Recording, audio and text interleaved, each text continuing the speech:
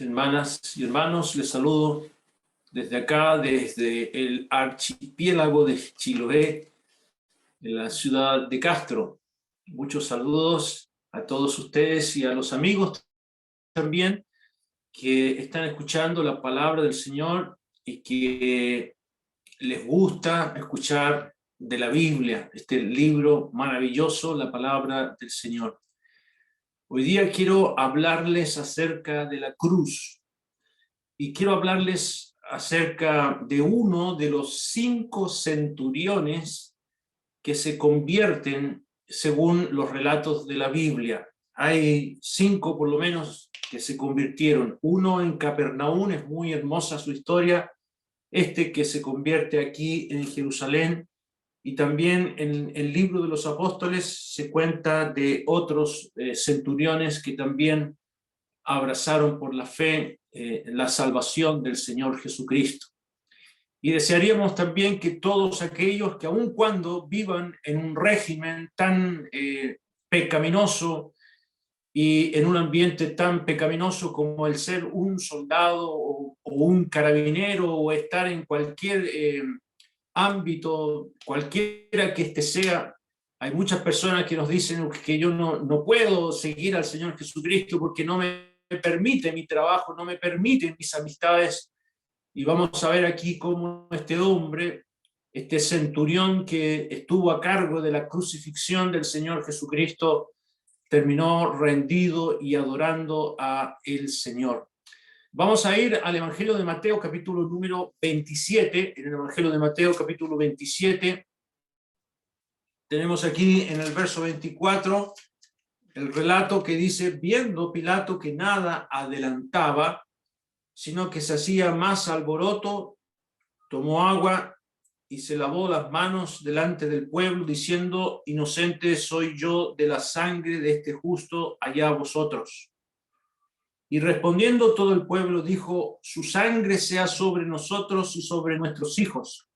Entonces le soltó a Barrabás, y habiendo azotado a Jesús, le entregó para ser crucificado.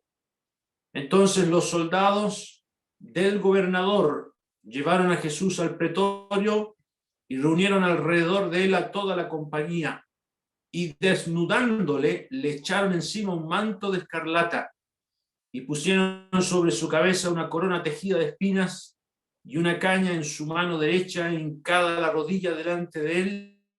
Le escarnecían diciendo: salve, rey de los judíos. Y escupiéndole, tomaban la caña y le golpeaban en la cabeza, y después de haberle escarnecido le quitaron el manto y le pusieron sus vestidos y le llevaron para crucificarle.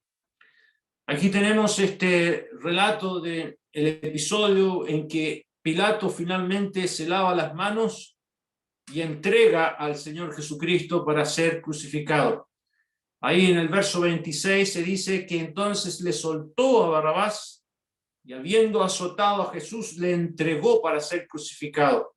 Esto significa que Pilato entregó a quien estaba a cargo del grupo de los soldados, a este centurión que estaba custodiando a Jesús. Luego, este mismo hombre, este centurión que tenía a cargo la crucifixión del Señor Jesucristo, contempló los azotes, como hemos leído del verso 26 a 31, contempló este centurión, contempló cómo azotaban estos hombres al Señor Jesucristo. Y para azotarlo al Señor Jesucristo, ocupaba lo que se llamaba el gato de las 9 colas, que se llamaba flagrún, de donde viene la palabra flagelación. Eran tiras de cuero que en sus extremos se amarraban pedazos de metal o huesos de oveja. De manera que ese flagrún con el cual azotaron al Señor, probablemente 39 azotes daban según la ley judía.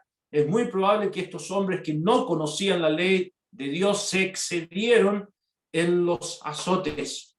Y este centurión estaba observando y mirando lo que estaba pasando con aquel inocente hombre. Nunca antes había estado frente a un hombre a quien insultaban sus verdugos y que guardara absoluto silencio.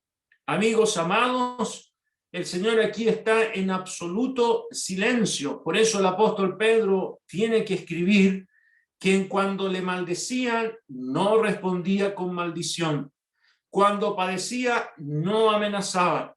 Y es muy probable que cuando le llevaron al Señor Jesucristo para ser crucificado, él mismo colocó sus manos y sus pies. Y los otros que estaban crucificados al lado del Señor, uno a su derecha y otro a izquierda, esos dos hombres tienen que haber puesto mucha resistencia a lo que hacían estos hombres y tienen que haber dicho muchas groserías e improperios contra sus verdugos. Pero aquí vemos al Señor Jesucristo llevado delante de sus trasquiladores, el cual enmudeció.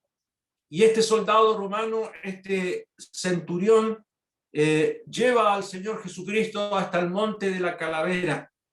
Y es exactamente la hora de la crucifixión, como nos dice el Evangelio de Marcos, la hora tercera cuando le crucificaron, o sea, las 9 de la mañana. Todo ha comenzado muy temprano. Pasaron toda la noche enjuiciando al Señor Jesús las autoridades romanas y judías. Y finalmente, a las 9 de la mañana, el Señor Jesucristo es llevado a ese monte de la Calavera.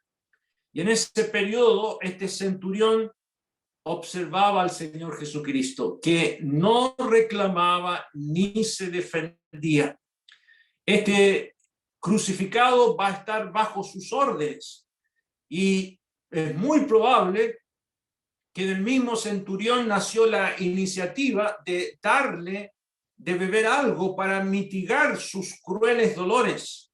Y nos dice aquí en el versículo 34, aquí en este mismo evangelio, en el verso 34, le dieron a beber vinagre mezclado con hiel, pero después de haberlo probado, no quiso beberlo. El Señor Jesucristo rehusó ser dopado. Esto lo daban para dopar, para no sentir dolores, pero el Señor rehusó, porque Él quería sentir el Señor y estar en su cabal juicio para saber realmente lo que era el castigo por nuestros pecados.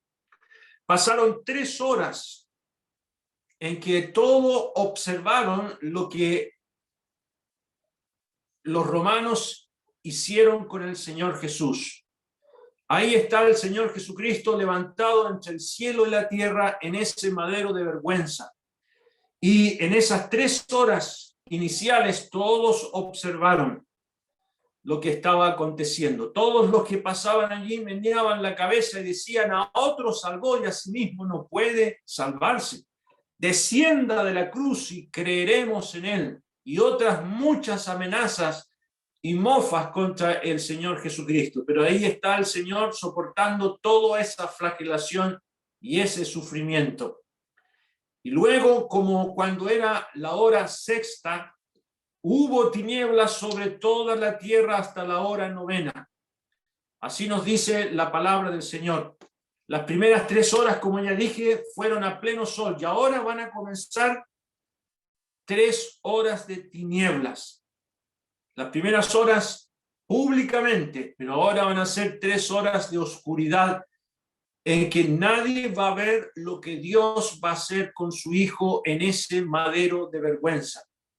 Y amigos amados, a ustedes que todavía no han abierto su corazón al Señor Jesucristo, ¿sabía usted que Dios mismo va a tratar con su Hijo o trató con su Hijo el asunto del pecado nuestro?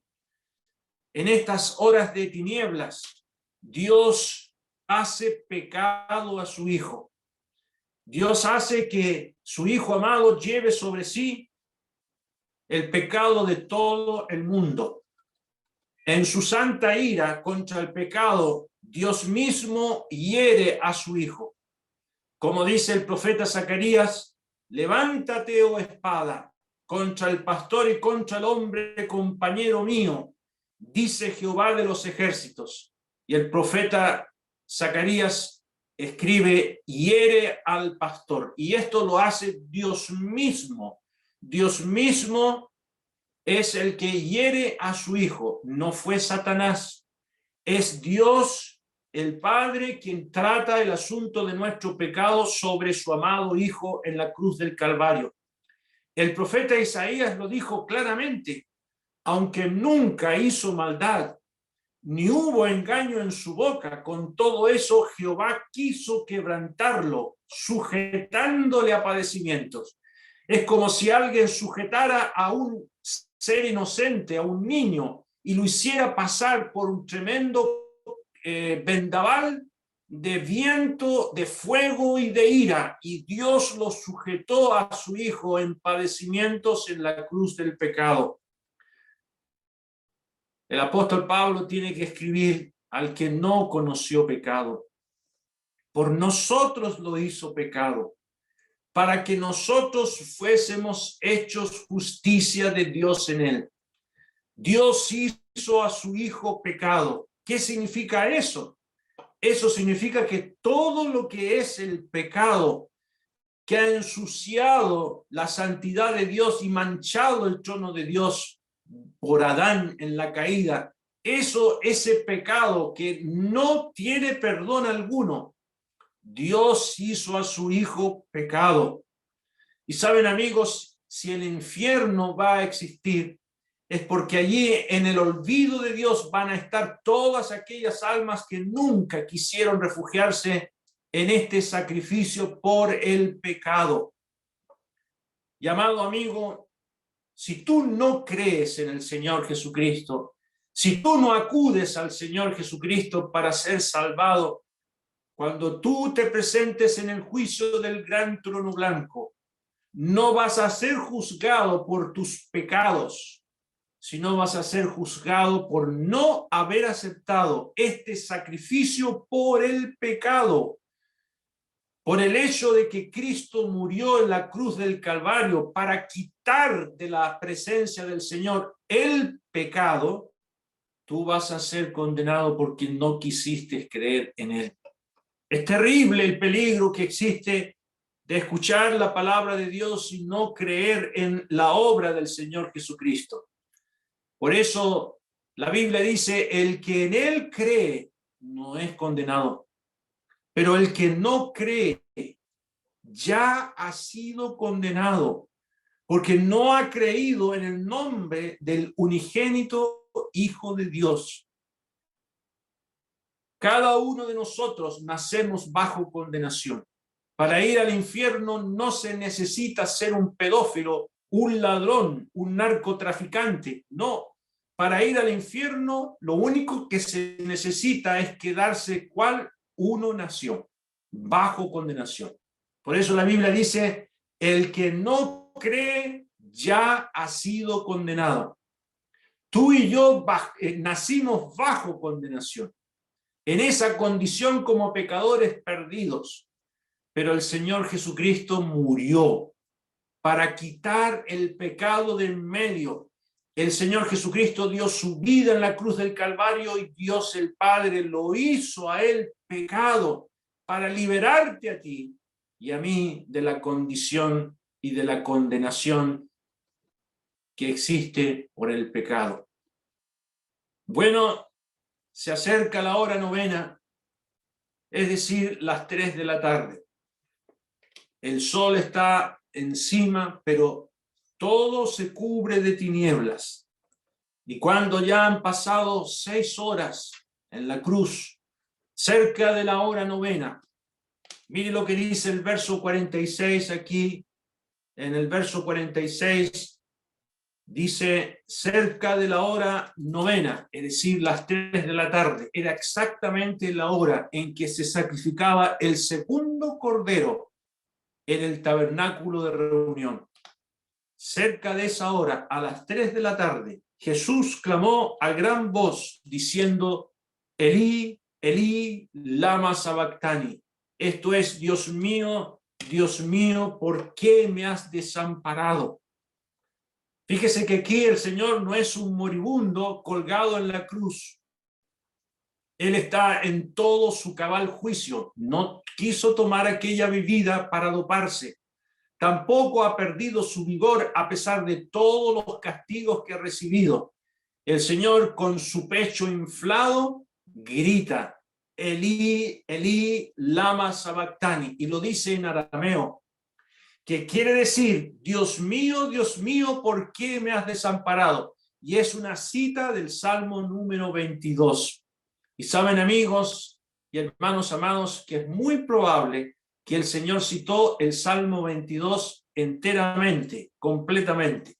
Pero se nos resalta aquí este versículo número 1 del Salmo 22, donde el Señor Jesús dice, Dios mío, ¿por qué me has desamparado?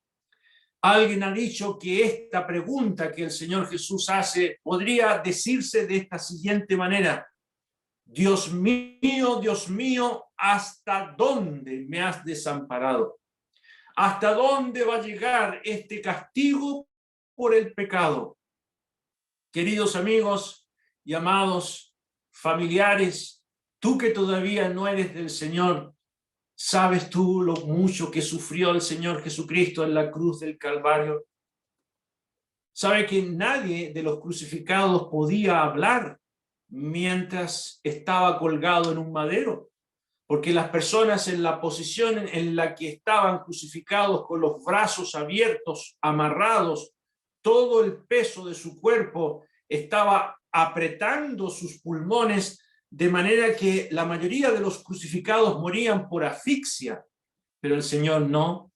El Señor estaba totalmente entero, y a gran voz, con todo su pecho inflado de valor, el Señor grita, Dios mío, Dios mío. ¿Y por qué lo hace? Porque viene la hora de su muerte. El Señor escogió la hora de morir. Él podía haber estado una semana entera colgado en el madero sin morir, porque la muerte no tenía poder sobre él, sino que ahora que llega la hora del sacrificio del Cordero Pascual, el Señor Jesucristo escoge la hora de su muerte. Y esto también es algo muy significativo en la palabra del Señor, el que el Señor haya escogido el día y la hora de su muerte. Por eso el Señor Jesús dijo, por eso me ama el Padre, porque yo pongo mi vida para volverla a tomar. Nadie me la quita, sino que yo de mí mismo la pongo. Tengo poder para ponerla y tengo poder para volverla a tomar. Este mandamiento recibió de mi Padre. Y el Señor Jesucristo escoge ahora la hora novena, la hora de su muerte, a las 3 de la tarde. Y mire el verso número 50. En el verso número 50 nos dice, mas Jesús, habiendo otra vez clamado a gran voz, entregó el Espíritu. Al Señor Jesucristo no le quitaron la vida. Él entregó su Espíritu. Cuando usted muera y cuando yo muera, la muerte nos va a quitar la vida, porque somos pecadores. Y nuestro espíritu va a partir a Dios. Los que son del Señor Jesucristo van a la presencia del Señor. Los que no son del Señor Jesucristo, aún habiendo escuchado el Evangelio, van a la condenación. Aquí está el Señor Jesucristo, flamante, entregando su espíritu. Él entrega su vida. Él le dice a la muerte, acércate, porque muerte, yo seré tu muerte. Y el Señor Jesucristo con su muerte va a derrocar a la muerte y le va a quitar el poder a la muerte.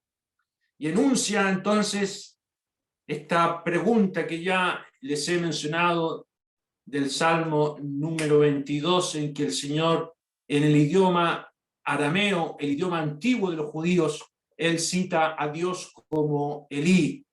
Es el nombre de Dios, el nombre omnipotente. Esa palabra Elí significa Dios omnipotente. Y sabe que el Señor Jesucristo no está expresando esto porque está despistado o porque no sabe lo que sucede, no. El Señor está totalmente confiado en la obra del Dios omnipotente, el Dios todopoderoso. Y esa palabra Elí, o él en el hebreo, Dios todopoderoso, aparece mucho en el Antiguo Testamento, para un Dios que libra de los terrores, que libra de la muerte. Es un Dios poderosísimo. Y el Señor admite que ese Dios todopoderoso requiere la muerte del Hijo de Dios. Y saben, amados hermanos y amados amigos que están hoy día con nosotros, el Señor Jesucristo va a beber esta copa de la muerte para librar al ser humano de ir a las llamas del infierno, de la separación de Dios. Qué terrible es la muerte. Ha llegado la hora del abandono. Ha llegado la hora en que Dios tiene que castigar a su Hijo. Y esto lo hace el Señor Jesucristo para librarnos de ir al infierno. Yo no sé si usted ha creído en esta obra. Yo no sé si usted ha creído en Él como su Salvador personal. ¿Ya? Como les mencioné, es muy probable que el Señor citara todo el Salmo 22. Y ese Salmo 22 termina en su último versículo: Él hizo esto, equivalente a lo que dijo el Señor también en la cruz del Calvario: consumado es. Consumado es. Una vez que el Señor ha visto que todo estaba hecho, el Señor exclama: consumado es. La redención, el pecado está terminado, ha sido quitado del rostro de Dios, consumado es. Y a las 3 de la tarde se escuchan esas palabras también, como dice el Evangelio de Juan, capítulo 19, verso 30.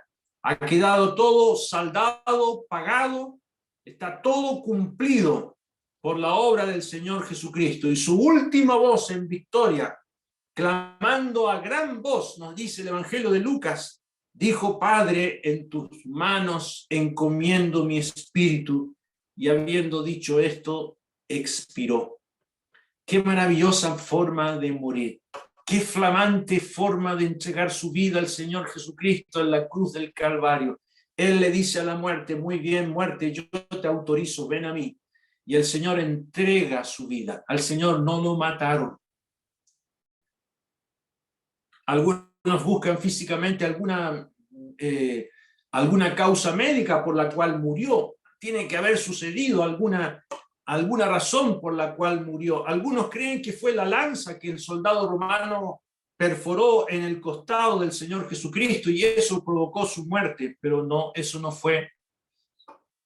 La Biblia nos dice en el Salmo 22 que su corazón se derritió como cera. ¿Qué es lo que hizo que Jesús muriera? ¿Saben lo que fue? Nuestros pecados.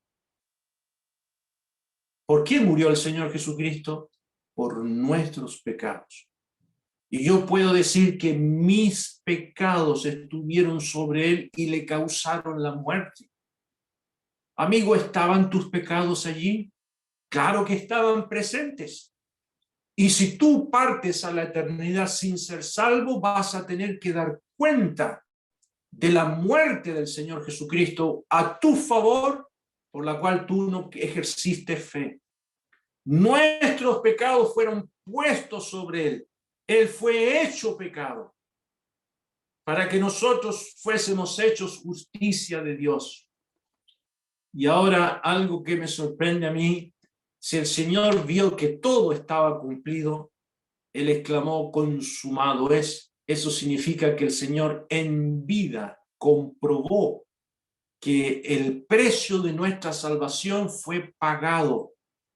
El Señor no perdió el conocimiento, el Señor no agonizó como cantamos, no, el Señor no agonizó.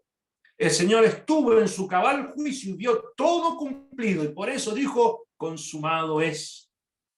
Él vio el gran precio de la salvación ya pagado, ya cumplido, entonces entrega su espíritu.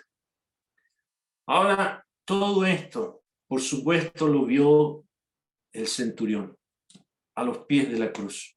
Ahí estaba observando.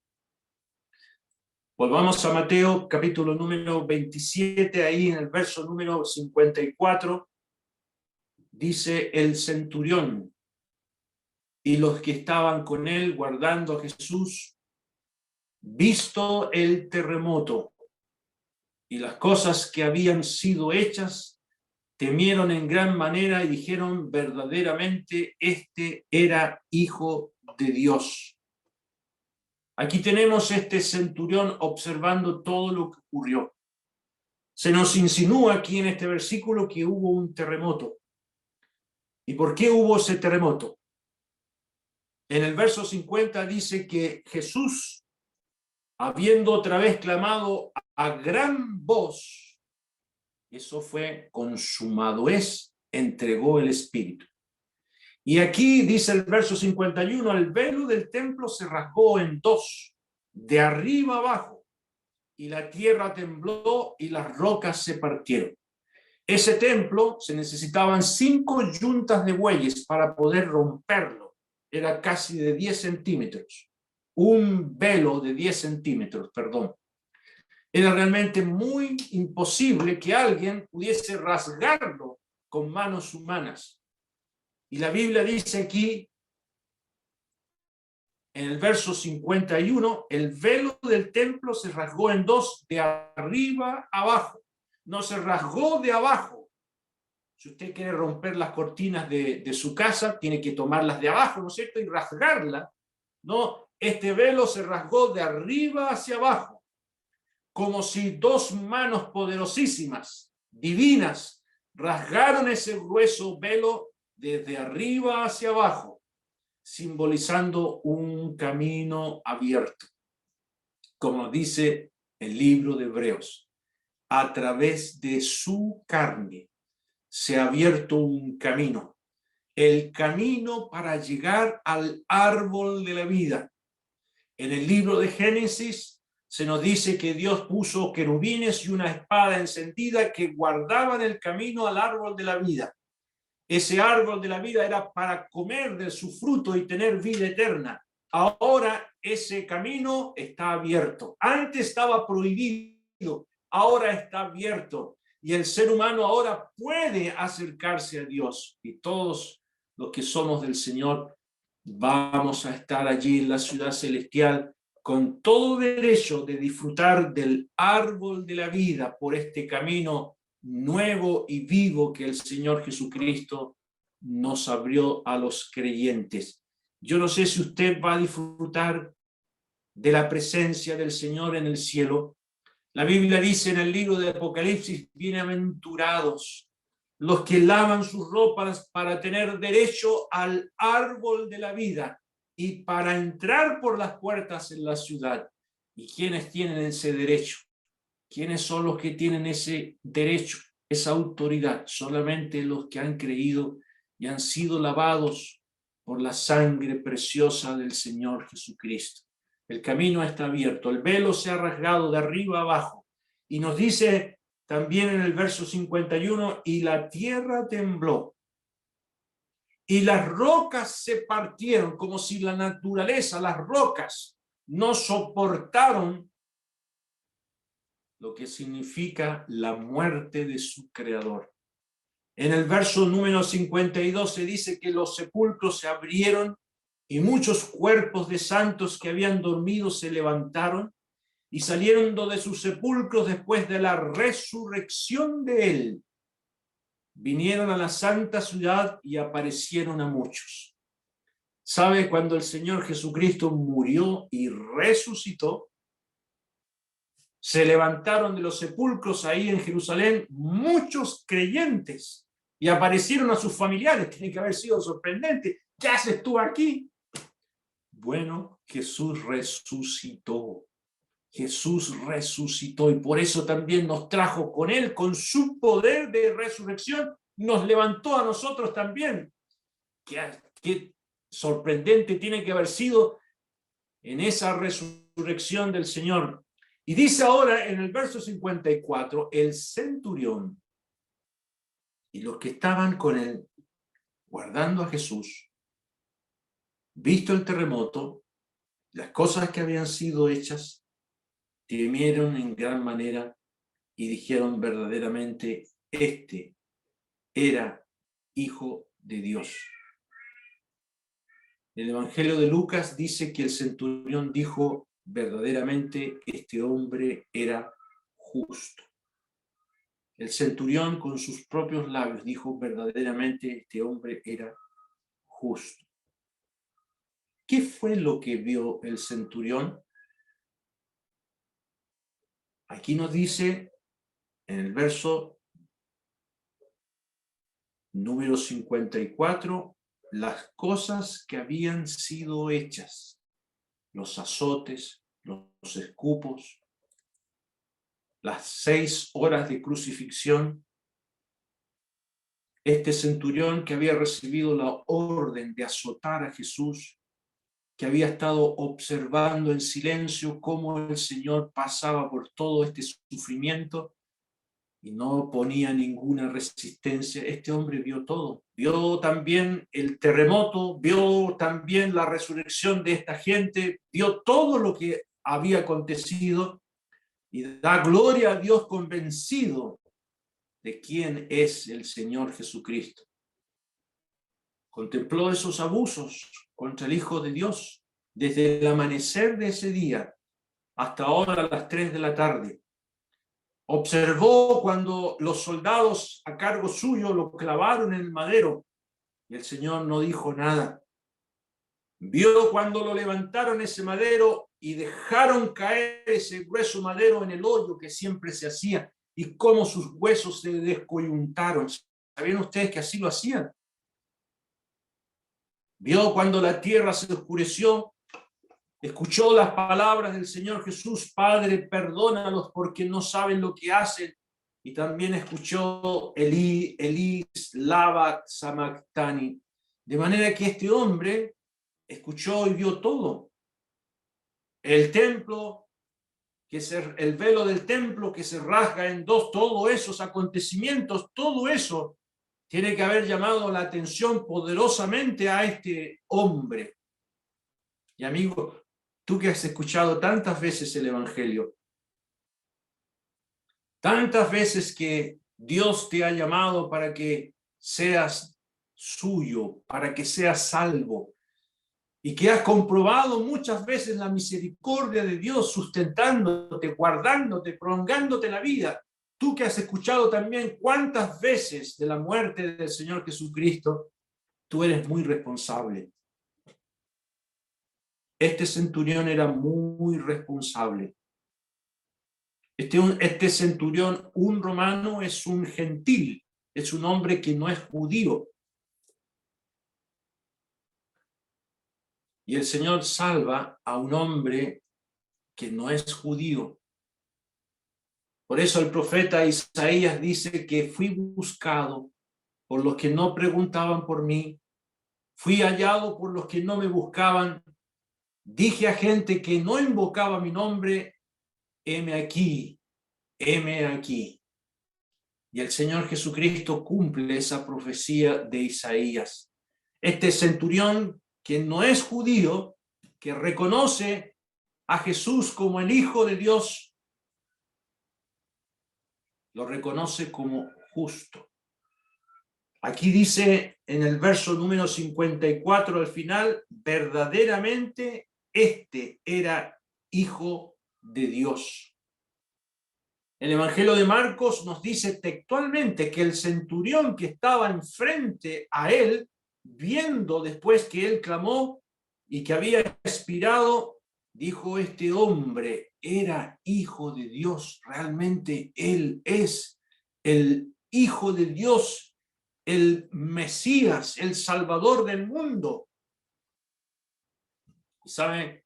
Este hombre vio lo que otros no pudieron ver, o que no quisieron admitir, que no reconocieron.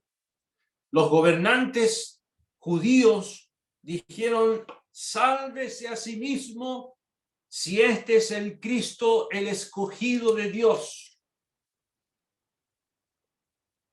Los soldados también, a quienes tenía a cargo el centurión, en el verso 37, miren lo que le dijeron en el verso 37: y pusieron sobre su cabeza su causa escrita: este es Jesús, el Rey de los judíos.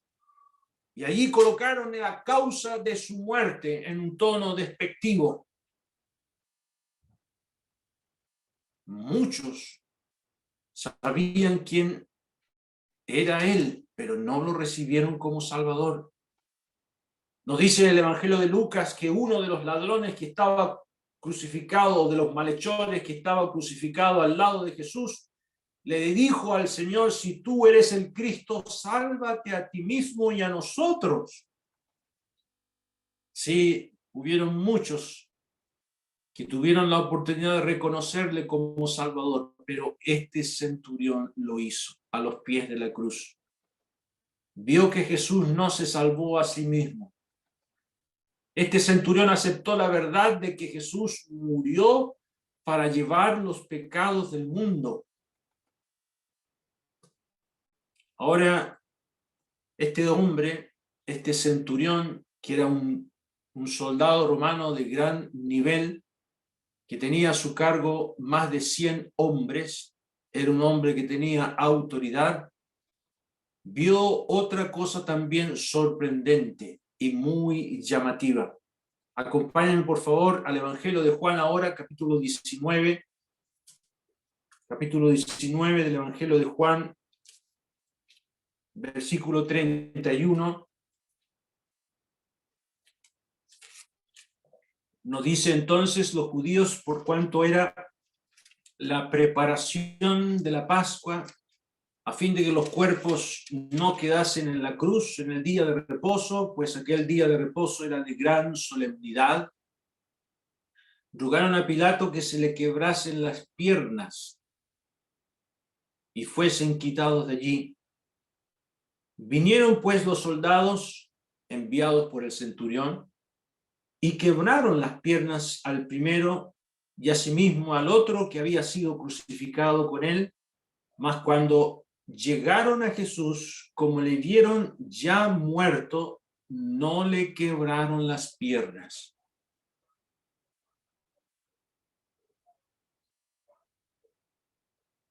¿Por qué cree usted que no le quebraron las piernas? Quebraban las piernas a los que estaban en la cruz para acelerar su muerte.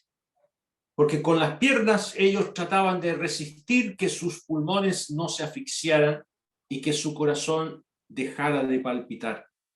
Al quebrarle las piernas ya no había absolutamente posibilidad alguna de resistir con vida y morían. Pero cuando llegaron al Señor Jesús se dieron cuenta que Él estaba muerto, ya había entregado su vida. Y esto fue, como nos dice el verso 36, porque estas cosas sucedieron para que se cumpliese la escritura: no será quebrado hueso suyo. Y en el Antiguo Testamento, por lo menos en 2 partes, se dice que no sería quebrado hueso del Cordero que quita el pecado del mundo. Y se cumplió la escritura. Pero ¿de dónde vino esa orden? Yo les sugiero, aunque no sale en la Biblia, yo les sugiero que fue del centurión. Es muy probable que el centurión fue el que evitó este daño, porque los soldados les dijeron: ya está muerto, Señor, ¿qué hacemos? No le quiebren las piernas, ¿ya? No hagan esta atrocidad con el que es el Hijo de Dios. ¿Y saben ustedes con qué quebraban las piernas a estos hombres? Con un martillo. Con un martillo. Cruelmente le quebraban las piernas y de esa manera adelantaban la muerte de los crucificados. Pero el Señor ya estaba muerto. No es necesario ese exceso, dijo el centurión. No fue necesario que hicieran eso. Y esto tiene que haber salido del corazón de este centurión que había ya creído en el Señor Jesucristo como el Hijo de Dios. Tal como el Salmo 34 dice: Él guarda todos sus huesos, ni uno de ellos será quebrantado. Salmo 34, 20.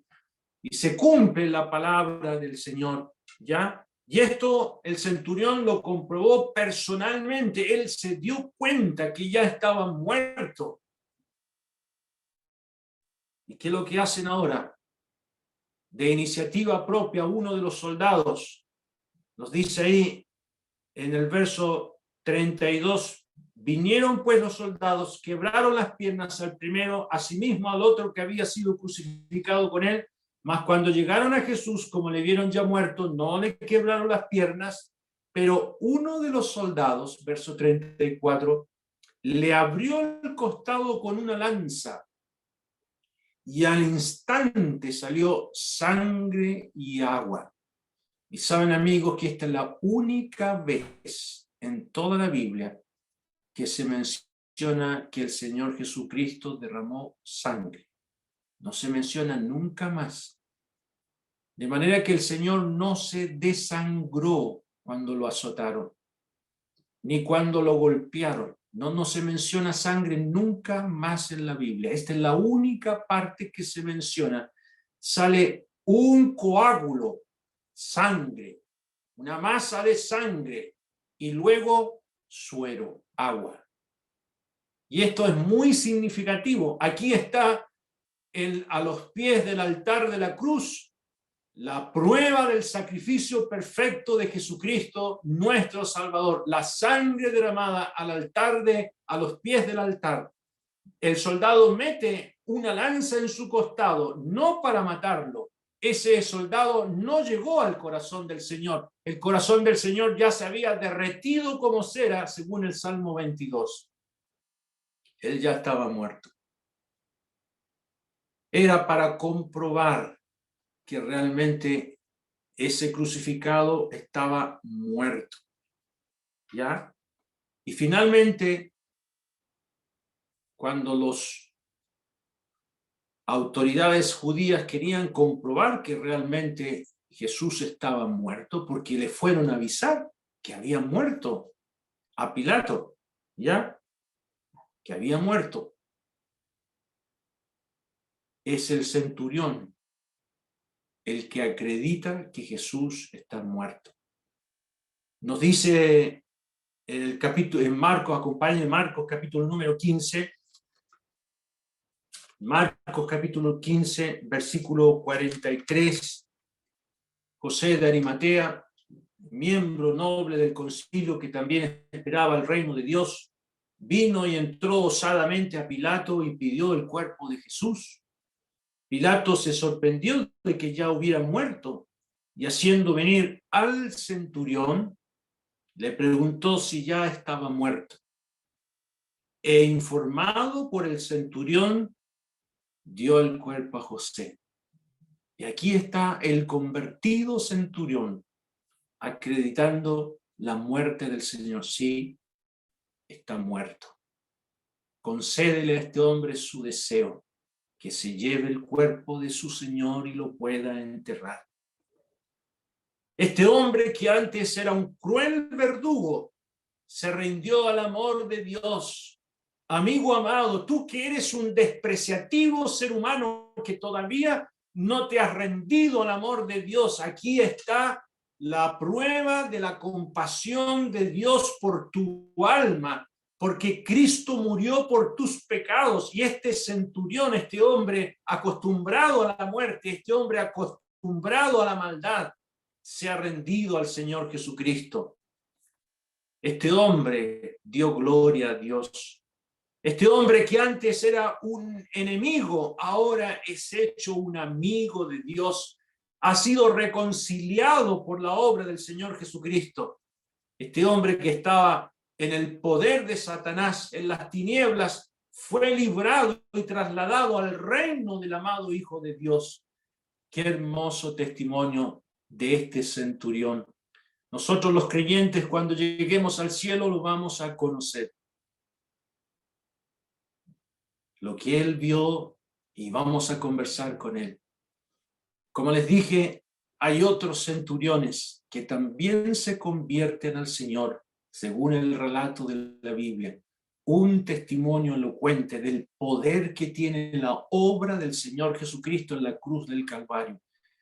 Amigos, que todavía no son del Señor, ríndanse hoy mismo al amor de Cristo, el que murió por ustedes.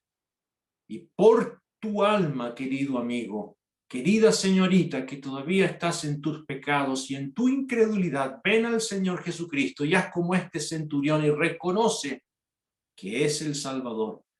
Vamos a terminar con una oración. Padre amado, queremos agradecerte por tu Hijo, el Señor Jesucristo, quien voluntariamente da su vida en la cruz del Calvario. Gracias, nuestro Dios, que allí estuvo tu Hijo amado, el que no conoció pecado, por nosotros fue hecho pecado, para que nosotros fuésemos hechos justicia de Dios en él. Padre, qué sorprendente fue lo que sucedió. Y gracias que así fue, nuestro Dios, porque suelto los dolores de la muerte, el Señor resucitó y tú le alzaste de la muerte y lo llevaste al cielo, nuestro Dios, y está sentado a tu diestra. Pedimos que bendigas tu palabra en cada corazón esta tarde, especialmente en aquellos que aún no son tuyos y que todavía están en sus pecados, para que se dobleguen delante de ti, como sucedió con este centurión. Ayúdales, nuestro Dios, en su incredulidad. Te lo pedimos en el precioso nombre del Señor Jesucristo. Amén. Amén.